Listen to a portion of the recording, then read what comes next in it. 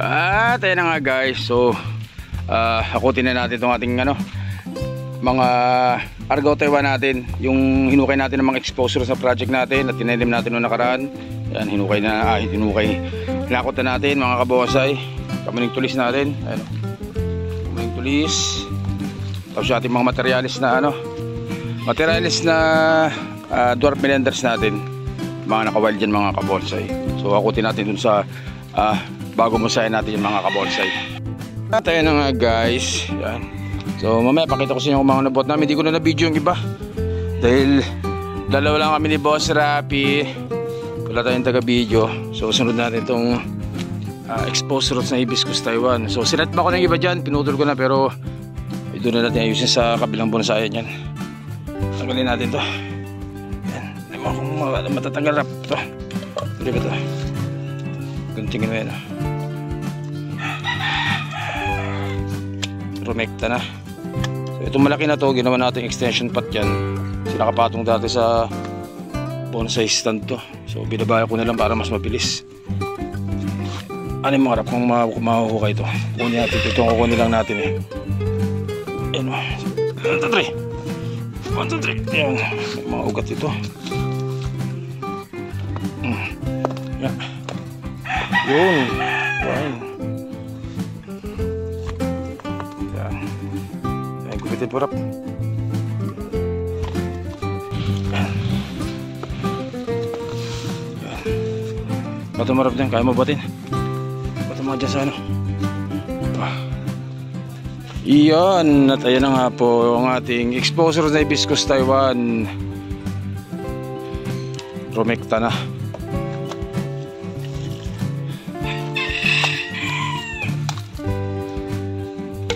Tinanggalan natin dyan kasi mabigat buhatin pag isasama pa sana.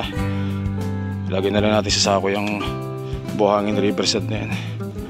So ito na ating ito natin ayusin sa bagong bonsayan yan guys, ang ating Hibiscus Taiwan. Sama si Boss Rapi. Buhatin natin ito guys. Okay guys. So meron tayong nakarekta dito na 21J. 21J yan, nakarekta, ganyang kalaki. Yan. So hindi pa sana natin ito harvestin kasi exposed root sa project natin to. Medyo mahaba yung training pot nya. Ayan. Nakalubog pa ng konti yan. So gagawin natin dito, babaklasin natin yan. Tingnan natin kung anong itsura nung ugat mga kabonsai. Baklasin natin to guys. Tingnan natin kung anong itsura ng ugat nya ngayon.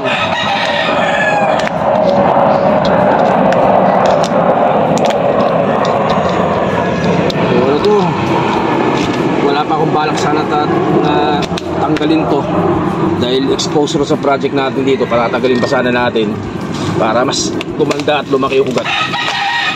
Pero dahil lilipat na nga tayo dun sa kabilang bonsayan, napilitan tayong harvestin yan. So ganyan na ginawa ko. Ayan. Magkapatong na mineral water yan guys.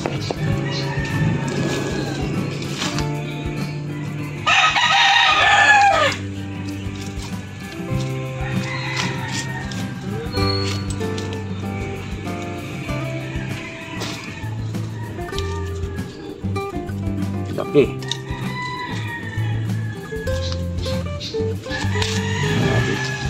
Kasi natin lahat.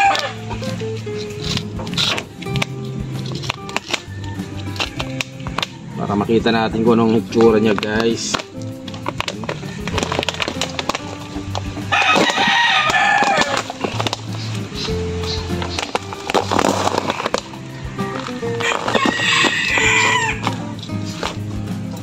So reverse ang din ang ginamit natin dito.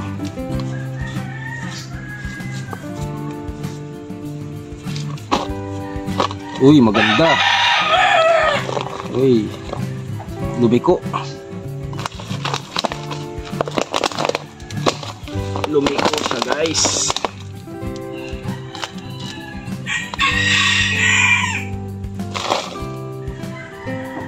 Ganyan lang.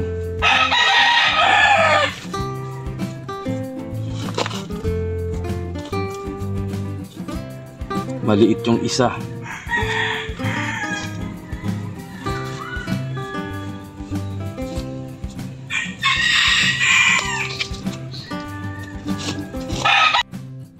So yun guys, so ayan na. Hindi ko na na-video lahat kasi medyo matagal. Iniingatan ko na hindi masugat, pero talagang natatamahan pa din ng ating panghukay. Pero okay na, konti lang nasugat. Mga balat lang ng ugat niyang nadali natin. Pero yan po yung tsura ng ating 21J. Oh. Sexy. Kinain niya na yung ano nyo, yung mineral. So yung ugat na yan, doon yan lumabas sa sa pinakang drainage ng mineral water natin doon sa butas. Yan dyan, dito. Dyan din lumabas yan. So doon sa kabila na yun. So ganyan mag-training ng exposed roots. Kahit saang materialis. Pero 21J maganda to. Nasa mas mataas na training pot.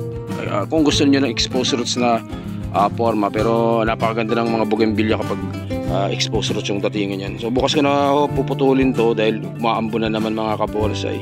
Silingit ko lang, medyo tumigil yung ulan kanina, pero umaga pa lang umuulan na dito sa amin sa Cainta. Ay langit to, madilim. Medyo tumigil yung mga alas 2. Kaya siningit ko itong isa na to na mahukay sana, kaso umambon ulit mga kabonsai. So yung video natin pinagdugtong-dugtong ko na lang to kahapon, ngayon, tsaka bukas. Yan, kaya yan o, makagalaw na. So bukas natin kayo ito guys. So guys, August 23, hakot ulit tayo. So yung video natin, puputol-putulin ko na lang kasi hindi ako masyado makapag-vlog, hindi tayo masyado makapag-video dahil wala tayong cameraman. Kasama natin syempre si Boss Rabi. Saan ka Boss Rabi? Ayan o, yan. So ikutin yung camera guys. At yan na nga guys, nakapagkakot na tayo. So kahit yung mga training pot natin na walang laman, nakakutin na rin natin yan. Sakot tayo ng kamuning tulis natin na malaki. Kamuning tulis, saka yung ating project na banyan na fuse. Fuse natin na fusing technique. Fuse na banyan natin. Doon na natin yan bubuin sa bagong bonsai natin mga kabonsai. Siyempre may dala tayong dalawang manok. Paperte natin kay Paring Dandi. Paperte ni Paring Dandi ngayon August 23. Okay guys, pangalawang hakot August 23 mga kabonsai. Pangalawang hakot, ito yung ating malaking water jasmine. Yun yung kalaki laki yan. Laking water jasmine yung mga kabonsai. Binibenta ko rin yan dati 3.5, pero ngayon not for sale na po yan mga kabonsai. Tapos yung ating kalyos, yung ating mga Argo Taiwan Argo Taiwan, dali na natin sa kabila. Tsaka itong ating water jasmine din na malaki. Laki, yan kalaki ayusin natin to dun. Hindi to syadong gumanda dito dahil hindi maarawan. Ayusin natin sa kabila guys. August 23 po, pangalawang hakot.